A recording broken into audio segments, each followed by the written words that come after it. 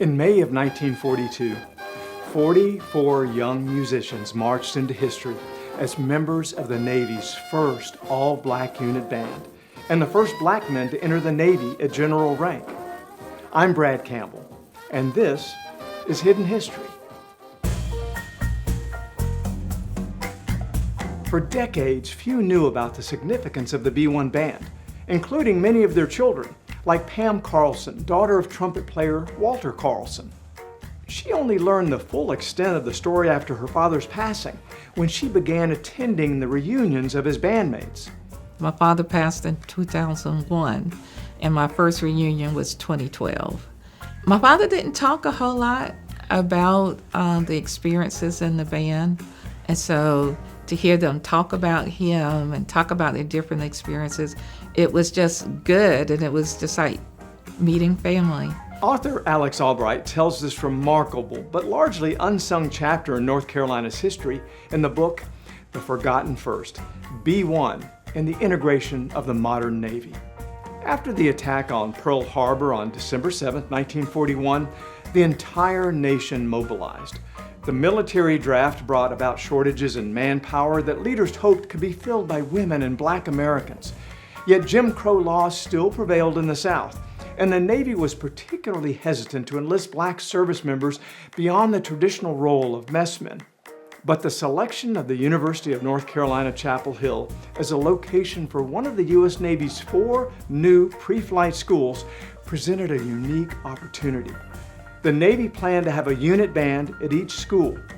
North Carolina was considered more progressive than other southern states, and there was an outstanding band program just down the road at Agricultural and Technical College of North Carolina, now North Carolina A&T. A rigorous audition process resulted in the selection of 44 musicians, most of whom came from A&T and James B. Dudley High School, both in Greensboro. After several weeks of basic training in Norfolk, Virginia, the band arrived in Chapel Hill. They had to march 2 miles back and forth from where they lived over to UNC's campus because they were not allowed to live on campus because they were African Americans. They had sodas thrown at them, fruit, but they overcame that, and they were very well received by the black community. James B. Parsons, who had previously served as the band director at Dudley High School, was named their leader. He instituted a rigorous rehearsal routine to prepare his men for the almost non-stop performance duties that followed. The band's impact was most felt in a black community that welcomed them with open arms, preparing daily lunches for the men and taking pride in their musical excellence and military bearing. The children looked forward to seeing them marching down the street. One of my mother's best friend's son always talked about how they loved running out to watch them come down the street when they were on their way to Chapel Hill. The band's constant and commanding presence began to change perceptions and break down stereotypes. In 1944, the band was assigned to duty in Hawaii. There, they continued to entertain Army and Navy troops and were one of the star attractions of Honolulu's VJ Day Parade after Japan surrendered. After the war, B-1 band alumni pursued a wide variety of careers. Band leader James B. Parsons was named by President Kennedy as the first black U.S. District Court judge. Walter Carlson went on to become a band director at multiple schools, including his alma mater, serving on A&T's faculty for 43 years and tutoring more than 1,600 students. For many years, the Navy didn't recognize B-1 as the first official all-black band members to serve in its ranks. The distinction was mistakenly given to another band that came into service a month later.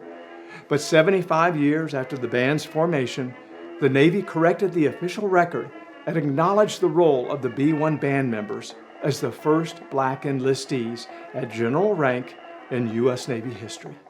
I don't want the history to be lost, because one of the things that Mr. Simeon and Mr. Morrow always said was, don't let our history get lost. Keep our history going. Carlson and others have worked diligently to honor the B-1 band legacy, including the placement of a historical marker on Franklin Street and making plans for a 2027 celebration to honor the 85th anniversary of the band's formation. Through the ongoing efforts of their children and grandchildren and the scholarship of Alex Albright, the legacy of the B-1 band will remain very much alive. Want to learn more? Check out my story in the February issue of our state magazine. This episode is sponsored by the Charlotte Museum of History.